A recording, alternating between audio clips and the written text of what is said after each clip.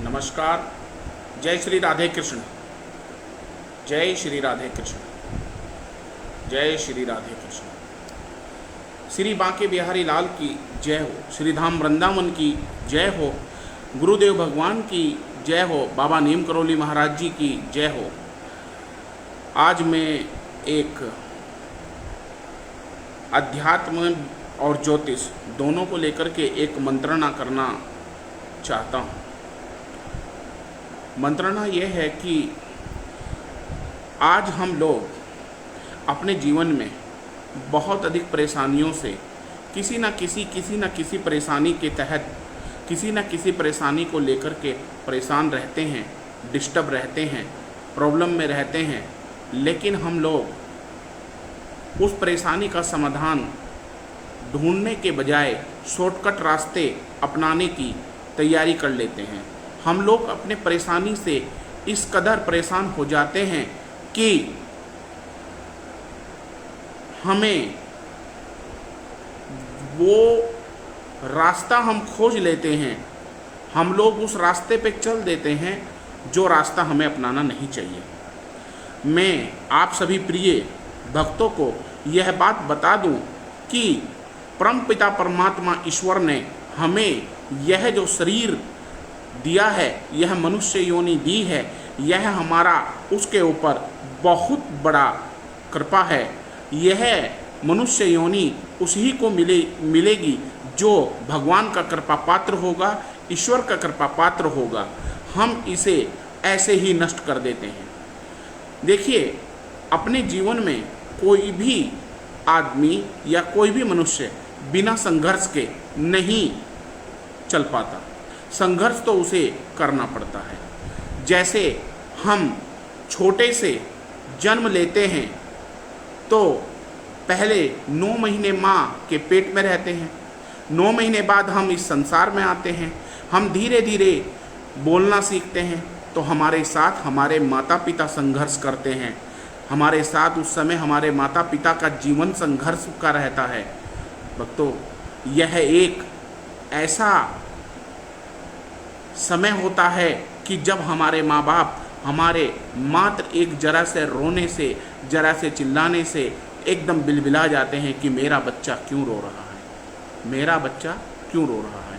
अगर हमें भूख नहीं है तो वो दूध या खाना या हमें चुप कराने की, खुश करने की कोशिश करते हैं। ऐसे ही भक्तों, हम भगवान के बच्चे हैं, ईश्वर के बच्चे हैं। परमपिता परमात्मा ईश्वर हमारी जब परीक्षा लेता है, जब हमें संघर्ष करने के लिए बोलता है तो वह हमें ऐसा लगता है कि हम बहुत बुरी कंडीशन में फंस गए हैं। बहुत से लोग उसमें इतने हताश हो जाते हैं, इतने मजबूर हो जाते हैं कि वह यह तक भी नहीं सोच पाते कि हम कौन सा कदम उठा रहे हैं। कोई पैसे की प्रॉब्लम के कारण, कर्ज की प्रॉब्लम के कारण, कर्ज में फंसे होने के कारण सुसाइड कर लेता है, आत्महत्या कर लेता है, आत्महत्या का प्रयास करता है, आत्महत्या कर लेता है, या कोई जहर खा लेता है, या कोई वह पैसे के कारण या परेशानी के कारण कोई ऐसा कार्य, ऐसा कदम उठा लेता है जिससे उसका जीवन बिल्कुल एक तरीके से नर्क हो जाता है। दोस्तों, यह जीवन हमें ईश्वर ने एक अमूल्य संपदा दी है। मैं आपको बता दूं, भगवान श्री कृष्ण साक्षात भगवान थे, ईश्वर थे, साक्षात भगवान का अवतार थे। उन्हें भी आप उनकी जीवनी को और उनके जीवन को उठा के देख लीजिए। क्या उस चक्रधारी से ज़्यादा संघर्ष किसी ने किया होगा? जन्म से जन्म कहीं हुआ, लालन पोषण कहीं हुआ, और आखिरी समय तक संघर्ष में ही रहे। संघर्ष जीवन का एक अभिन्न अंग है। ऐसे है जैसे हम किसी लोहे को पीट कर लोहे को गर्म करते हैं, वो लाल होता है, और उस पर हम चोट करते हैं और चोट करके वह कोई अच्छा औजार या शस्त्र बन जाता है। ऐसे ही हमारा जीवन है। संघर्ष में होने के कारण, संघर्ष से घिसने के कारण हम उस पारस पत्थर की तरह हो जाते हैं जिसके प्रभाव में अगर लोहा आ जाए तो वह भी सोना बन जाता है। दोस्तों, आज मैं आपको कुछ ऐसी ही चीज़ें बताने जा रहा हूँ, आप बहुत ध्यान से उनको सुनिएगा। ज्योतिष के अनुसार जीवन में संघर्ष ग्रह नक्षत्रों की देन है। जब हमारी कुंडली में ग्रह नक्षत्रों की चाल विपरीत हो जाती है तो हमारे जीवन पर उसका विशेष प्रभाव पड़ता है। हमारे जीवन पर उसका विशेष प्रभाव पड़ता है और हमारा जीवन उसके अनुसार चलने लगता है। हमारा जीवन भगवान की देन है, ईश्वर की देन है, लेकिन यह जीवन चलता ग्रह नक्षत्र के अनुसार ही है। ग्रह नक्षत्र क्या है? ग्रह नक्षत्र जो हैं वह इस सौर मंडल में 27 नक्षत्र बने हैं जो 9 ग्रहों के साथ कार्य करते हैं। हमारे 9 ग्रह हैं, आप सब जानते होंगे 9 ग्रहों के बारे में। हमारी कुंडली का विश्लेषण जो होता है तो हमारा जन्म का समय, जन्म की तारीख और जन्म का स्थान हमें एक्यूरेट पता होना चाहिए, तो फिर हम उससे कुंडली का विश्लेषण करते हैं। उस कुंडली के विश्लेषण के द्वारा हमें पता लगता है कि हमारे जीवन में हमारे इस जीवन में किस तरह की विपदाएं आ रही हैं, किस तरह की प्रॉब्लम्स आ रही हैं, किस तरह की जटिलताएं आ रही हैं।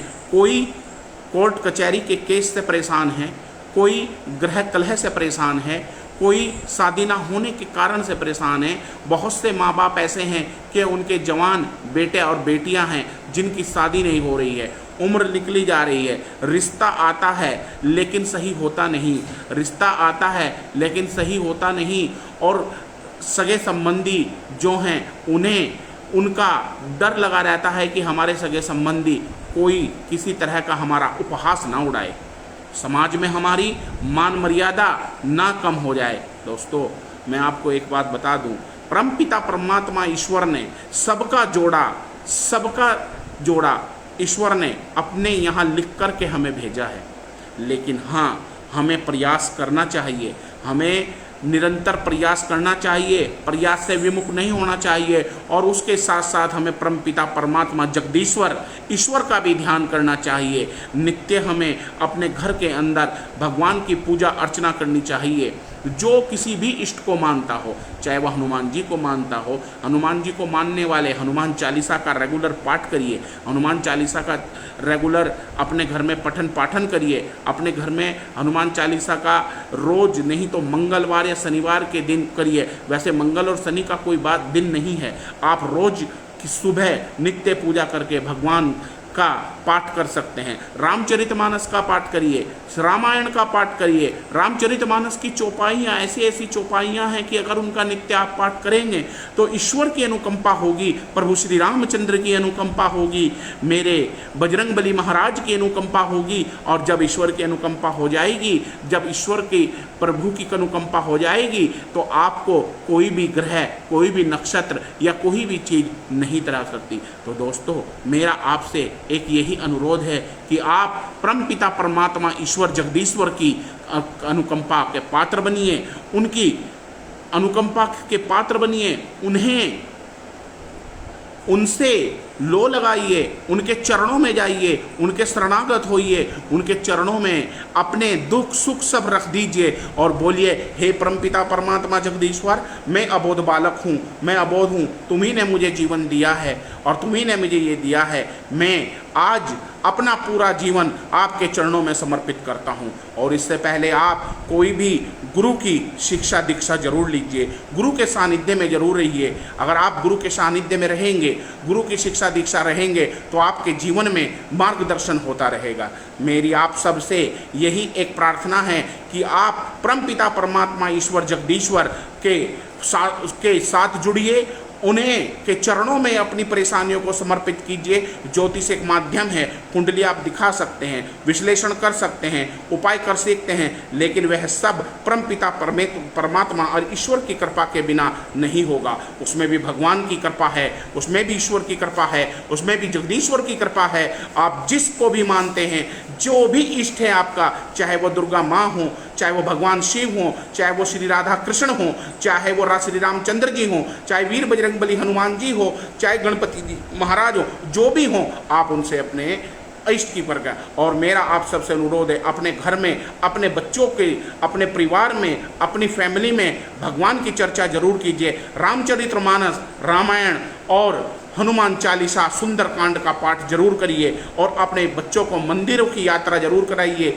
मंदिरों के दर्शन जरूर कराइए, भगवान के बारे में जरूर बताइए और हमारे संत सनातन धर्म के बारे में बताइए, वैदिक धर्म के बारे में बताइए और हमारे गुरुजनों से, जो हमारे गुरुजन हैं, जो हमारे संत हैं, जो हमारे महात्मा हैं, उनके दर्शन कराइए। कुछ देर उनके सानिध्य में बिठाइए, शब्द और कीर्तन कीजिए, समागम कीजिए। मेरा आप सबसे अनुरोध है, क्योंकि इसी में हमारी गति है और इसी में हमारी सदगति है। जय श्री राम, जय श्री राधे कृष्ण, जय श्री राधे कृष्ण।